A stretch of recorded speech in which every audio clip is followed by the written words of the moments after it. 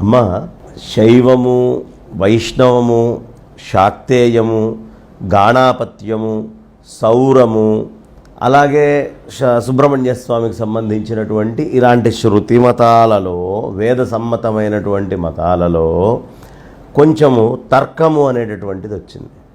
ఈ వచ్చి మా విష్ణువే గొప్ప అని కొంతమంది, మా శివుడే గొప్ప అని కొంతమంది, అబ్బెబ్బే లేదండి సుబ్రహ్మణ్య స్వామిని మించి ఎవరుంటారు, కాదండి మా శక్తి ప్రధానము, లేదు గణపతి చాలా ముఖ్యమండి, సూర్యుడు లేదే ఏ పని కాదు, మాది సౌరము అని కొట్టుకుంటూ జనాలు ఎవరి గొప్పతనం వాళ్ళు చెప్పుకుంటూ హిందూ సమాజాన్ని, సనాతన వైదిక సమాజాన్ని ముక్కలు ముక్కలుగా చీల్చేశారు.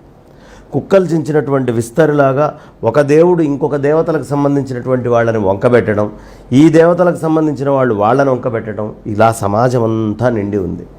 ఇలా నిండి ఉన్నటువంటి సమాజంలో పునః మళ్ళీ ఏకీకృతం చేయాల్సినటువంటి అవసరం ఉంది అని ఆదిశంకర భగవత్పాదాచార్యులు వారు వచ్చి ఆయన ఉత్త శైవమే ఉద్ధరించడానికి వచ్చారు అని చెప్పేంత పొరపాటు మాట ఇంకొకటి లేదు. ఎందుకంటే ఆయన శైవమని ఆయనే చెప్పలేదు, శైవాన్ని కూడా ఆయన సిద్ధాంతపరంగా పరమావధిది కాదు అని ఖండించాల్సిన దగ్గర ఖండించి ఎక్కడ సరిదిద్దాలో దిద్దారు, వైష్ణవాన్ని కూడా అట్లాగే సరిదిద్దారు. అన్నిటినీ దిద్దుతూ పరమ లక్ష్యమైనటువంటిది ఏమిటి అనే విషయాన్ని ఆనాడు ఆయన ఉన్న కాలంలో ఉన్నటువంటి అన్ని మతాలతోటి చర్చ చేశారు, చేసి సమన్వయం చేశారు. చేసి నాయనా మీరు శైవము వైష్ణవం అని కొట్టుకోవద్దు, ఒక నదికి 6 ఘాట్లు ఉన్నాయనుకోండి, ఏ ఘాట్లోంచి మీరు దిగినా మీరు దిగుతున్నటువంటి ఘాటుకి ప్రత్యేకతలు ఉండొచ్చు. వినాయకుడికి తొండ ఉంది, అమ్మవారు శక్తి స్వరూపంగా కూర్చొని రకరకాలైనటువంటి ఆహార పదార్థాలు, రకరకాలైనటువంటి ఆయుధాలు, రకరకాలైనటువంటి ఆ వాహనాల్లో కూర్చొని ఉండొచ్చు. అలాగే విష్ణుమూర్తి అనేటప్పటికీ వైకుంఠంలో అట్లా పవళించినట్టుగా కనిపించవచ్చు. మీరు ఏ ధర్మంలోంచి వెళ్ళినా మీరు చేరేటటువంటిది, అంటే ఏ ఘాట్లోంచి వెళ్ళినా స్నానం ఎక్కడ చేస్తామమ్మా? నదిలోనే స్నానం చేస్తాం, గంగలోనే చేస్తాం. అలా ఏ భగవంతుడిని నమ్ముకొని నువ్వు వెళ్ళినా నువ్వు చేరేటటువంటిది నిర్గుణ నిరాకారమైన పరమాత్మయందే, అదే నీ పరమలక్ష్యం, అదే నీ స్వస్థితి అని చెప్పిన వారు ఆదిశంకరులు. అందుకని ఆయన్ని ఎప్పుడు ఒక మతాన్ని ఉద్ధరించారు, వైష్ణవాన్ని శైవాన్ని ఉద్ధరించారు, వైష్ణవాన్ని కాదు తప్పమ్మ. ఆయన పేరే షణ్మత స్థాపనాచార్య, షణ్మతాల్ని స్థాపన చేసినటువంటి వారు ఆదిశంకరులు.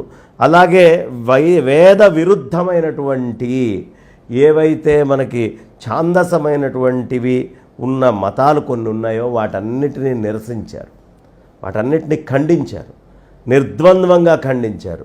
దీంట్లో సమన్వయం కుదిర్చారు. కాబట్టి శంకరాచార్యులు వారు పరమ వైష్ణవోత్తముడు, పరమ శైవుడు, పరమశక్తి ఆరాధకుడు, పరమ గణపతి ఉపాసకుడు, పరమ సూర్యనారాయణ ఆరాధనా తత్పరుడు, పరమ సుబ్రహ్మణ్య స్వామి వారి భక్తుడు. కాబట్టి ఆయనకి ఇది ఎక్కువ ఇది తక్కువ అని లేదమ్మా, అన్నిటినీ కలుపుకొని వెళ్ళారు. కాబట్టే ఆదిశంకరులు ఆది గురువై జగద్గురువై అన్ని ధర్మాలకి ఏది సత్యమో చెప్పారు. అందుకని ఆయన శైవ మతాన్ని ఉద్ధరించడానికి కాదమ్మా, ఆయన సనాతనమైన వైదికము వేద ధర్మాన్ని మొత్తం ఉద్ధరించడం కోసం వచ్చినటువంటి మహానుభావుడు.